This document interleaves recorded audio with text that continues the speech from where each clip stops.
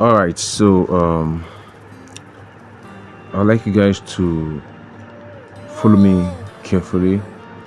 What I want to talk about right now is something very important and something some people don't actually look into.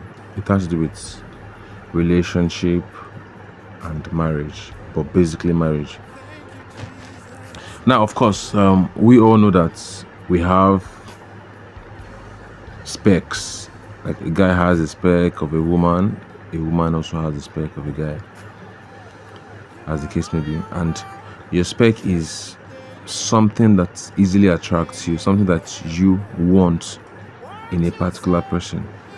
My spec could be a slim girl. Basically, the major factor there is being slim and also beautiful face. That's my spec. Now, it is important to note that my spec is not just like that. It could be in variations, okay?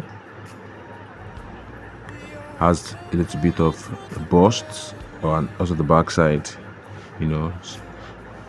Sometimes the person does not necessarily need to have both. You can have one, but you have your preference. You have what you particularly like. So that is spec normally. Now, some people say if you want to get married, you shouldn't look at spec. You should look at, what the person has to bring on the table, the intellect, and stuff like that. Yes, it's important to look at all these things, but how do you look at all these things? Intellect, what you bring to the table, and other things. How do you look at them without first of all being attracted to the person? Of course, all these things are abstract. You cannot see the intellect. You cannot see if someone is actually smart. You cannot see it. What you can see, first of all, is what attracts you in a lady. And whatsoever attracts you in a lady that catches your attention is your spec. So that's it. Now, let's talk about marriage. Should you marry your spec or you should go for intellect or just be specless? The truth of the matter is, first of all, if it can attract you when you are single, it means that it really, really got your attention. In my own opinion, I think what I would do is I go for my spec. You see, your spec is slim, okay? What if she gets pregnant, she gives birth, and she becomes fat? What happens? Mind you, I didn't go for my spec because it is the spec I want. I went for the spec because it is the spec that attracted me. Now, if the spec attracts you, now other things needs to still happen. You need to now begin to study this person, right? If the person does not fall in line, does not have the same value as yourself, what do? You exit. So long as the person is not willing to have these values over time, you exit. So your vision is far, far different from the other person's vision. Then there's no point going on a journey. Okay? But first, the person must be, you must be attracted to the person before you cannot begin to know all these other things. I don't know if I'm communicating. I don't know if I'm making any sense. I know you have your own opinion, which is very, very good. This is my opinion, but I can guarantee you, I can bet you that my opinion is valid. Yeah, sure. I can bet my opinion is valid. For real. Because now, I marry my spec. When I marry my spec, or before I marry my spec, right? I get to know her values, her vision, her mission, the things she likes, the things she dislikes. I realize that, oh wow, we connect. We connect.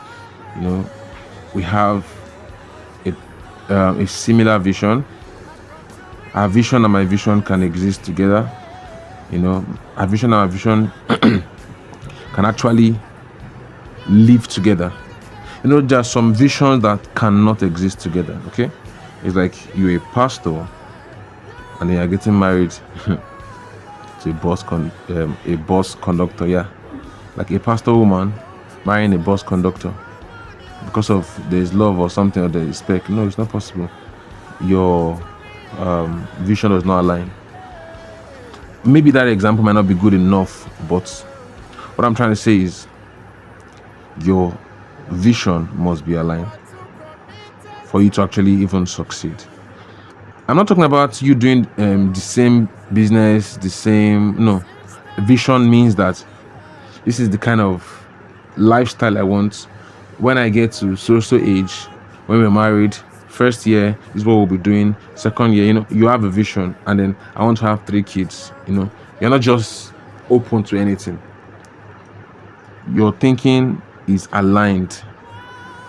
Now, when that is in place, trust me, you guys live together, enjoy yourself, you won't have problems. Now, over time, she gets pregnant and she gives birth, and she expands, she increases a little bit. Remember, it is her personality that have come over time to fall in love with and to have any relationship with a marriage. So if she gets fat, she's still the same person. Okay? She's still the same person. You could live an intentional life that you're prepared for every thing that could happen. If it is that shape you want to maintain, you can maintain it. And if you end up not maintaining it perfectly, of course, she knows it is also healthy to keep fit. So she's going to want to also look her best. Do you get? Except she just used to be nonchalant. Now still she go carry the cross by herself. But the truth remains that she is the person you are attracted to, regardless of the shape of your spec. When you get married to this person expands. Before this person expands, you already get to know yourself. Okay, maybe I'm talking about reasonable people, because if some people are not reasonable, they might not think this way. So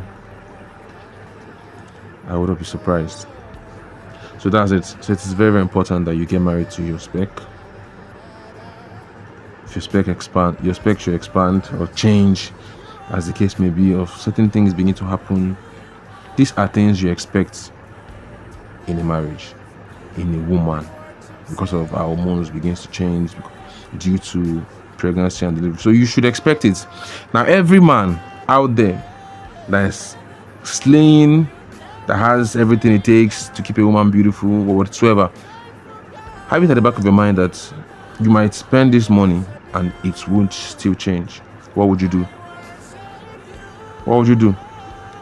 And if you don't even have the money to spend, just have it at the back of your mind that a woman is bound to change. So marry your spec, get to know her better, love her well, do everything you need to do. Then, if whatever happens, you already know that this is my spec that I got married to, that it was circumstances that actually happened, and these are natural. Now you get to a stage in your marriage that you won't be seeing the physical again, you will be seeing the person. That's why, as a person, when I have friends, I hardly have friends, but when I have friends, I love you easily and I lose my guard, because I've come to like this person, not the physical, but the person of the person.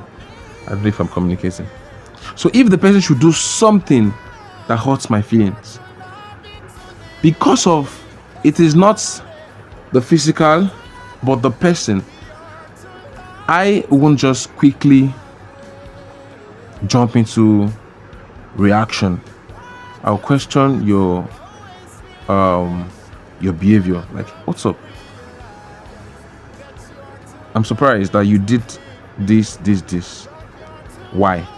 I feel offended by it. I don't know if you're getting me. We're discussing it. I feel offended by it. I won't just come to you and start shouting. If I come to you and start shouting, hey, I start raking and everything, it means that in the first place, you are not my person. You're not my guy. Because you can't be my guy. You can't be my girlfriend. You can't be my wife. You can't be my brother.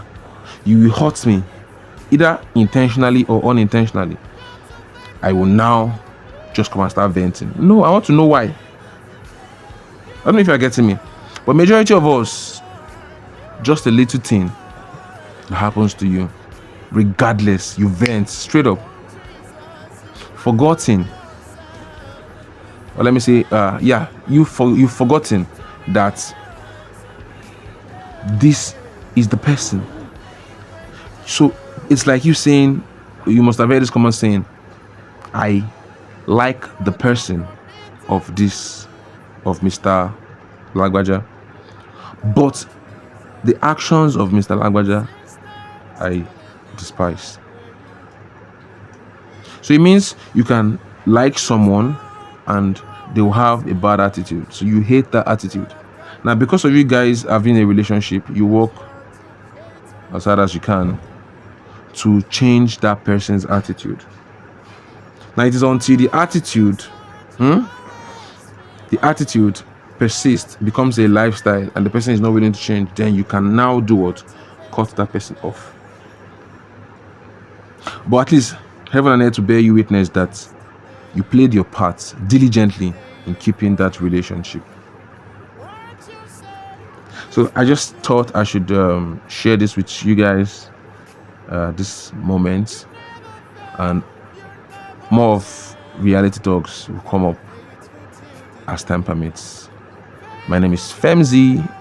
Please do well to like, share your comments, be friendly, share this post, subscribe, do everything you can to support. Thank you very much. Till we meet again. One love. Peace. You've proven yourself in my life, and I've come to realize you're too faithful.